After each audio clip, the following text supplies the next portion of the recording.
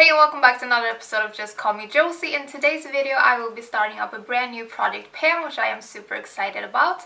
I have only attempted product panning once in my life before, so I'm definitely still a newbie. And I thought that it would be fun to do a sort of more themed product pan this time. The product that I am starting off today is called Running on Empty, and I saw this on Elle S's channel, so I will leave her video in the description box below. I thought that might be a good sort of gateway into product panning, a good starting point. So that's what we will be doing today, so let's get straight into the products that I picked. So I chose 8 products in total for this pan, and they are all products that I have already made some sort of progress on. So the first product that I chose is this Conceal and Perfect foundation from Milani, and this is actually a very full coverage foundation, I would say, and that used to absolutely be my thing back in the day, but lately I am sort of favoring the more light coverage foundations. I think that those look the most natural and the most flattering in sort of real life. These do look great on camera, don't get me wrong, but yeah, like I said, I prefer a more lighter coverage for every day. So I did manage to get a lot of use out of this one. I would say I am about halfway. I put a little mark right here. If you're wondering, this is the shade 00 Light Natural, and they have since then come out with 2 more shades that are lighter than this one. So if you are more fair than me, then definitely check those out, because this one does run really dark, I would say. I did use the NYX Pro Foundation Mixer today to lighten this one up just a tad. Now it would be nice if I could manage to get some progress in on this one kind of early in the pan, because once the colder weather hits, this one is going to be way too dark for me, and I will have to mix in a lot more of this one, which means that it's going to take a lot longer to get through this one.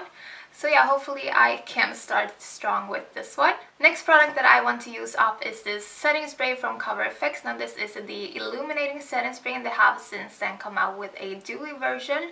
And I would most definitely want to pick up the dewy version, but I have promised myself that I will finish this one up first before I can actually spend money on the dewy one. So yeah, I'm hoping that putting this item in the pan is actually gonna make me finish it up a little bit quicker. This one was 120 mils to begin with, and I would say I am about halfway through this bottle as well. I do go through setting sprays quite quickly. I can definitely be one of those that goes ham with it and sprays quite a few sprays until I can't breathe. Now the reason that I would want to finish up the illuminating setting spray and switch to the dewy one instead is because this one actually contains tiny micro sparkles of shimmer. So yeah, not dissatisfied with this one, but I feel like I would probably like the other setting spray even more, if that's possible. So yeah, I am excited to finish this one up so I get to try the other one.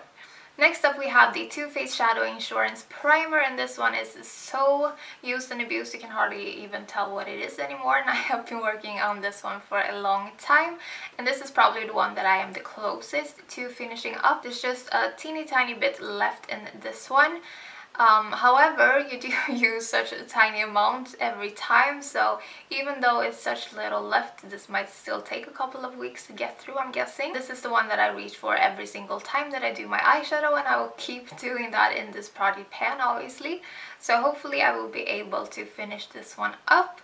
And I think actually I won't repurchase this one afterwards. I think I would be keen to trying another one out.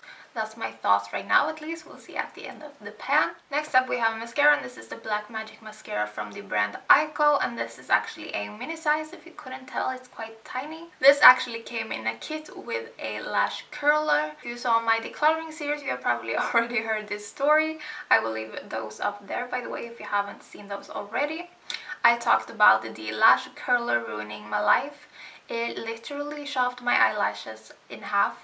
And it only chopped off like the middle section of the lashes, so I had long lashes on the outskirts and then I had short stubby ones in the middle, and it looks absolutely crazy to say the least. So to be honest, I'm just looking forward to kicking this one out of my collection. I most definitely will not be repurchasing, I can say that already. It is a decent mascara. It probably would be another story if it was the best mascara I have ever tried, but it is not, so yeah. Hopefully I can get through this entire tube. Like I said, it is a mini, so it shouldn't be that hard if I do stick to this one and use it every day. Next item is this single contour powder from Makeup Geek. It is called Love Triangle, and I happen to use it as a bronzer because this one has a really warm undertone, as you can probably tell. And for me, these sort of powder products are probably the ones that I have noticed takes the absolute longest for me to go through. I can go through an eyeshadow quicker, I can go through a highlighter quicker, I can go through most products quicker, but these bronzers as well as blush pans are the ones that are just giving me a lot of struggle. So yeah, I'm a little iffy about putting this in the pan, but like you can tell, I have already made a lot of progress on it already, so hopefully this will not be a major fail on my part. This one does, however, only contain 4.25 grams. I pulled out my Cover FX bronzer, and this one contains a whopping of 10 grams. So in comparison, this one should be fairly easy to go through. So I'm hoping that we can make some progress at least. My goal would be to finish this one up completely. I have since found my holy grail bronzer, and that is the Becca lip bronzer. So I would rather repurchase that one, even though it is more expensive. I think the shade is much better suited for my skin tone. It is less warm and also a bit lighter. Now I also have the Cool Tone, the contour powder from Makeup Geek. I believe these ones were both from the porcelain range, and the funny thing is that I bought both of these at the exact same time, and you can hardly tell that I have used this one. I also put another challenge in this pan as well, and this is a highlighter. This is trusty old Mary Lou. I was gonna say this was my first ever high-end highlighter, but that's actually not true. I bought MAC Soft and Gentle way back in the day before this one. That was back when I wasn't cruelty free, and when I did go cruelty free, I switched out to the Mary Lou instead. This one contains 8.5 grams to begin with, so it is quite a large pan, but the product does still go up to the edge on the outskirts, so there is definitely still a lot to go through in this one. I'm hoping to make a lot of progress on it. I am wearing Mary Lou today, and as you can tell, it is quite the intense highlighter. It is also quite a powdery formula, so when you do dip your brush in, you do get a lot of kickback, which makes you go through the product a lot faster as well, in my opinion, as opposed to those that are really firmly pressed. So I think I can make at least some progress on this one. I am hopeful. We'll see. So last but certainly not least, at least not when it comes to effort, I put into eyeshadows. I went with two single eyeshadows that I've already made some progress on. The first one being a single from Makeup Geek, and this is the shade Creme Brulee. And I have already hit pan in this one, and the reason that I chose this one is because I think I can make a lot of progress on it just because of the shade. This is just your everyday natural neutral crease shade, transition shade, so I feel like this one can pretty much be put into any look if you wanted to, which I would want to if I'm putting this in my pants. Yeah, I thought that might be a good idea to sneak this shade in as well. I've had this in my collection for quite a while, so it is definitely time to go. When you do own a lot of shadows and you also have a lot of eyeshadow palettes, at least I tend to reach for the palettes more. So recently I have decided to focus more of my time and energy into my singles as well. I don't want to forget about them at all. This might be a good way to remind myself that I actually do own single shades as well. I don't know if I will actually be able to finish this one up completely. I feel like that might be a stretch. But yeah, progress is still progress, so I am excited to put this one in my pan. So lastly, I decided to put in this Colourpop Super Shock Shadow in the shade Lovely. I screw these so tightly because I'm so afraid to lose the magic. Like they say on the packaging, if you don't screw the lid tightly, you will lose the magic, and then I can never get into them, which is probably why I don't use them that often also. Okay, so I am not showing you the inside of this one right now. I will, however, put in a cutaway so you can see it if I manage to get this open.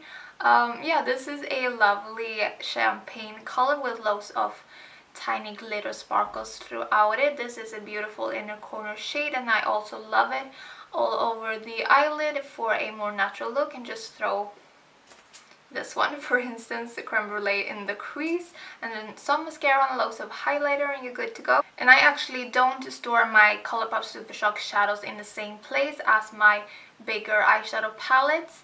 and I think they are actually being a little bit neglected because of that. I feel like I should probably move them so that they are in the same place. That might make me reach for those more often. It's not at all that I don't like them.